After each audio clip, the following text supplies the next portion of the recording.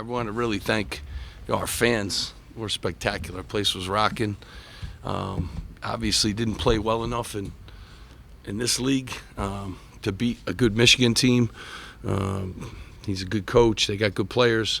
You can't shoot 5 for 16 from the foul line and turn the ball over, timely turnovers, and we didn't play our best basketball. And they certainly deserve to win. So Juwan Howard does a great job, and I want to congratulate them. But our crowd was fantastic. I appreciate you guys being here, and we got to play better, and we got to have short memories here. Moving on to the next obstacle we have. Steve, you mentioned the free throw shooting. How much did those misses impact the confidence of the rest of the offense? Well, I mean, obviously left a lot on the table. We've been pretty solid shooting the ball from the free throw line, so it was kind of an unusual night, especially at home. We've been shooting the ball well here at home. Every time I think we started getting a little momentum too, it was either a missed free throw or a turnover, and that obviously didn't help us. In a game like this, you need those kind of points. They've been very good defensively, as I thought us defensively tonight too was good, except for our turnovers. You can't defend in transition like that. They got a lot of steals and got to the basket, so obviously those things really hurt us.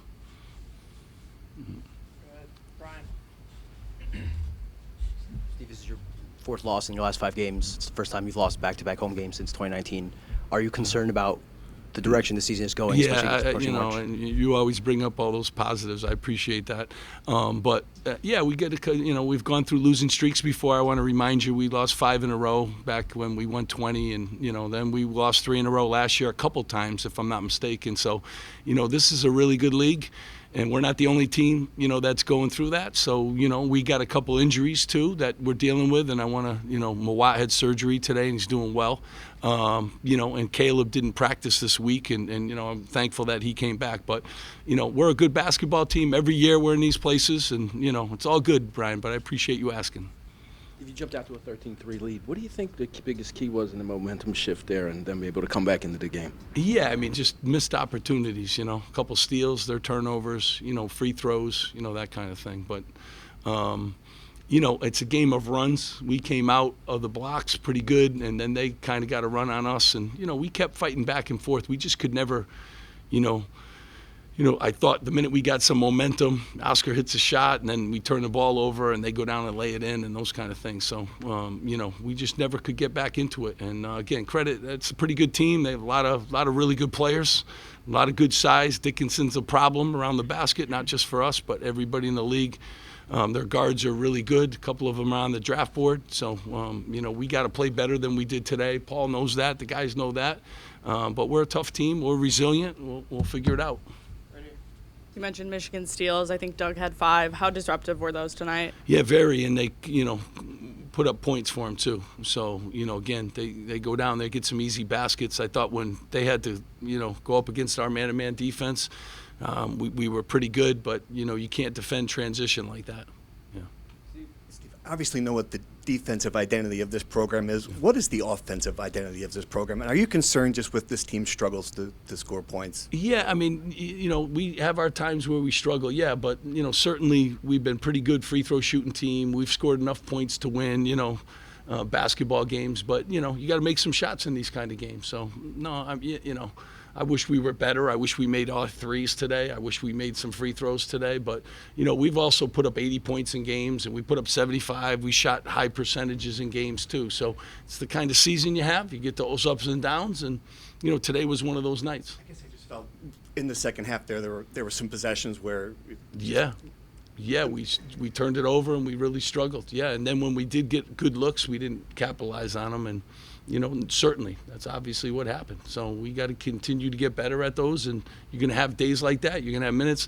I still say to our guys all the time, we usually put up plenty of points to win basketball games, But if we held them, if we didn't turn the ball over as many times as we did and give them free points, we could have made this game a little more interesting.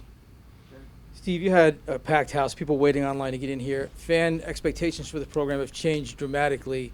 And for the first time in my time covering the team, there was a lot of audible fan frustration tonight at the missed free throws and et cetera. Do you have a message for the fans who sounded audibly upset at the end of that game? Listen, I love the fans, so it's great. They have their opinions, and I love it. We got a lot of assistant coaches now. It's good. Paul's made this program a program that people want to come and watch, and I'm proud of our guys. These guys fight, scrap, and everyone. It wasn't the outcome that any of us wanted today, but we are playing a really good Michigan team too. So I want to remind them we got one more home game, and Caleb's last home game. Paul will walk too, along with Oscar.